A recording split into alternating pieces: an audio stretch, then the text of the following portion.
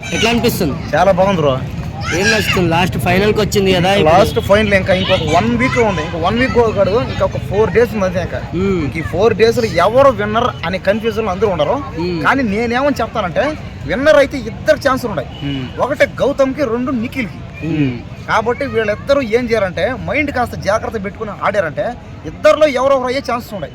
చాలా మంది ఏమన్నారంటే గౌతమే విన్నర్ అవుతారన్నారు. అంటే చాలా దగ్గరలో సోషల్ మీడియా మొత్తం గౌతమే అంటుంది. కానీ బయట మాత్రం వాస్తవానికి నిజ వాస్తవం చూసుకుంటే నిఖిల్ విన్నర్ అవుతూనే ఉంది. కాబట్టి నేనైతే ఎవరికి సపోర్ట్ చేస్తానంటే, నేను సపోర్టే కాదు, నేను ఓటేసేది కూడా ఎవరికి చేస్తానంటే, ఎవరికి ఓటేయమని చెప్తానంటే ఎవరైతే కష్టపడి ఆడతారో వాళ్ళకి ఓటేయని చెప్తాను. నేను అంటే నా దృష్టిలో ఏంటంటే ఎవరు కష్టపడి ఆడితే వాళ్ళే గెలవాలి అంతే. అంతేగాని కష్టపడకుండా ఆడి కూర్చొని విష్ణుప్రియ లాగా, విష్ణుప్రియ గెలవకపోయినా ఆడకపోయినా బయట ఫ్యాన్స్ ఉంటే మనం గెలిచేస్తాం అనుకుని ధీమాత ఉండింది. 14 వారాలు ఉండింది ఇట్లా. కానీ ఏమైంది, ఇప్పుడు బిగ్ బాస్ ఎత్తి బయట వేసాడు. ఆయనకేం ఓటు పడక కాదు, ఆయనకి ఓటు ఏం చేస్తారో. కానీ బిగ్ బాస్ కూడా చూస్తాడు అన్నమాట.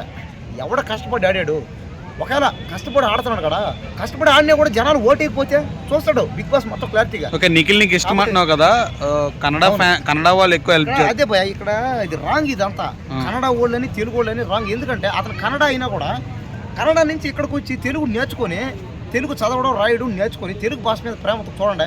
కాబట్టి ఇదంతా గ్రేట్ అయిపోయా. ఇప్పుడు మన తెలుగు వాళ్ళు పోయి మనం ఏం లేదు పీకిందంతా. కాబట్టి కన్నడ వాళ్ళు అన్నారు, గ్రూప్ గేమ్ ఆడారు.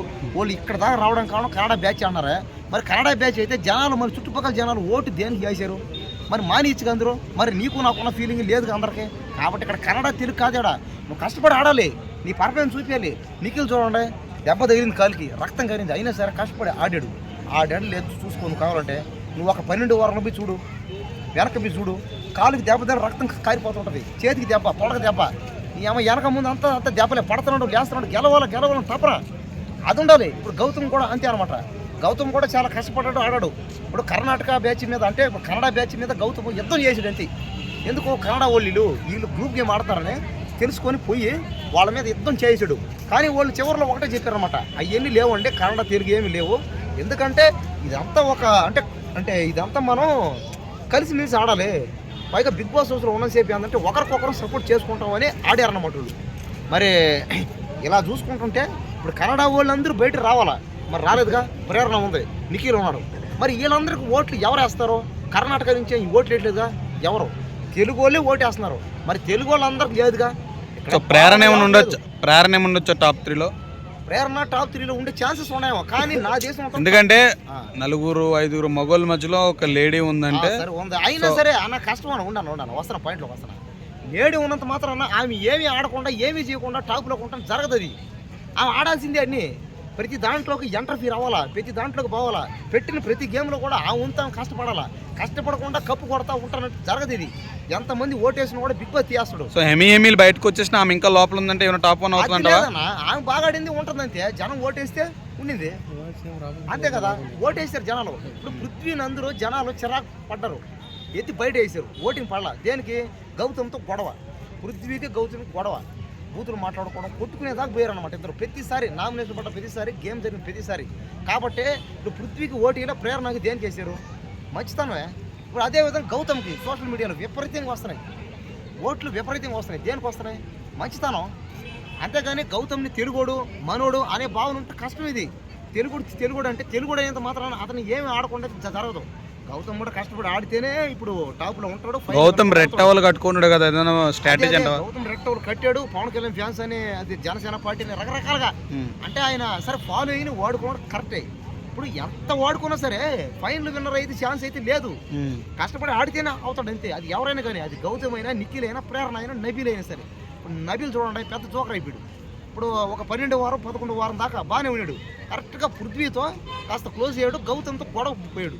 గౌతమ్తో క్లోజ్గా ఉన్నప్పుడు టైంలో ఏమో ఓటింగ్ బాగా టాప్ అనమాట. గౌతమ్తో ఎప్పుడైతే గొడవ పోయాడు అప్పుడు పెద్ద జోకర్ అయిపోయాడు. అందరూ నబీల్ పడిపోయింది మొత్తం, పడిపోయింది. ఇంకా అప్పుడు గ్రాఫ్ మొత్తం. అసలు ఫైనల్ విన్నర్ అవ్వాల్సిన నోడు అనమాట నబీల్. ఫైనల్ విన్నర్ అవ్వాల్సింది ఇంకా క్యాండిడేట్. కానీ ఏమైంది, గౌతమ్తో గొడవ పడడం వల్ల తెలుసుకోలేకపోయాడు ఎవరు కరెక్ట్గా ఆడుతున్నాడు, ఎవడో రాంగ్ ఆడుతున్నాడు. కాబట్టి గౌతమ్ ఆడితే కరెక్ట్గానే ఉంది. గౌతమ్ని అర్థం చేసుకుని గౌతమ్తో ఫ్రెండ్షిప్గా పోయి గౌతమ్ ఇద్దరు బాగా క్లోజ్ అయ్యి ఆడుంటే ఇద్దరు ఖచ్చితంగా టాప్ 1లో ఇప్పుడు గౌతమ్ ఉంటాడు, టాప్ 2లో నవీన్ ఉంటాడు. అవినాష్ పరిస్థితి అండి? ఇంకా అవినాష్ అయితే ఇంకా చూద్దాం. ఇంకా అది కూడా చెప్పలేం కదా. అతను కరెక్టే, అతను కమిడీనే, అతను జోకరే నాలాగే. కానీ ఒక్కనో టైంలో బండ్లు ఓడలు అవుతాయి, ఓడలు బండ్లు అవుతాయి అన్నట్టు అనమాట లెక్క. టాప్ 5 వస్తాడు, అందరికన్నా ముందే 5 వస్తాడు. 2 సార్లు టీం లీడర్ అయ్యాడు చూడండి. ఎవడైనా అయ్యాడా? మెగా చీఫ్ ఎవడైనా అయ్యాడా? 2 సార్లు.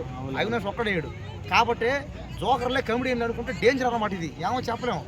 ఎంతపోతలైనా ఎవరు గెలిచినా కానీ గంగావకి ఇంత డబ్బులు అనేది ఇస్తామని అంటున్నారు. సింపతి కోసం అంటారా, మామూలుగా ప్రేమతో ఇస్తున్నారు? ప్రేమనో ముసలమనో ఏదన్నా అనుకోవచ్చు, సింపతి అనుకోవచ్చు, ప్రేమ అనుకోవచ్చు. ఎందుకంటే పెద్దమే ముసలమే అంటే బాగానే అండి. ఒక 4 రూపాయలు ఇస్తే ఏముంది, రేపు మాపు పోతుంది. ఏదో బతికిన రోజులన్నా మంచి బట్టలు వేసుకొని మంచి ఫుడ్ తిని పోతుంది. పానీ పాపం 7 బాగుంది, 8 బాగాలేదంటున్నారు, మీరేమంటారు?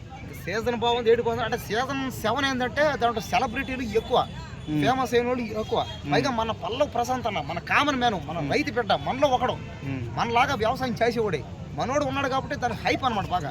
కానీ ఈ సీజన్ లో దాంట్లో రైతులు కానీ దాంట్లో కష్టపడ్డ వాళ్ళు కానీ కామన్ మ్యాన్ లేరు ఎవరు.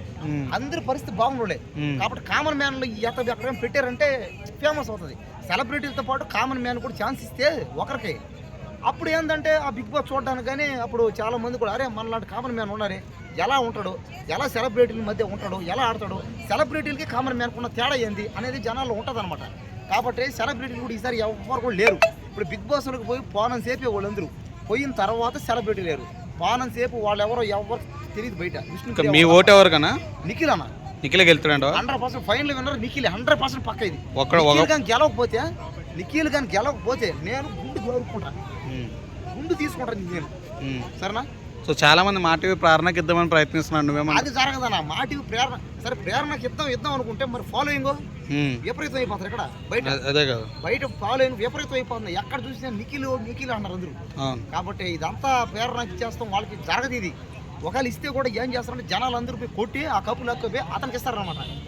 ఎందుకు వాళ్ళందరూ రాంగ్ గేమ్ ఆడే ఇంకా మా ఇష్టం చూపించుకుంటా. ఇంకా అది రియాలిటీ గేమ్ ఏముంది ఇంకా తేడా?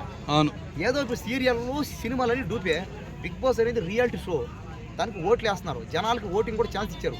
మీరు ఓటింగ్ ఛాన్స్ ఇవ్వకుండా పెట్టుంటే, ఓటింగ్ ఛాన్స్ ఇవ్వకుండా డీలాగో జబర్దస్త్ చేసుకొని మీరే డెసిషన్ తీసుకొని ఫైనల్ కప్పించుకుంటే ఓకే. కానీ మీరు జనాలకి ఓటింగ్ పెట్టారు.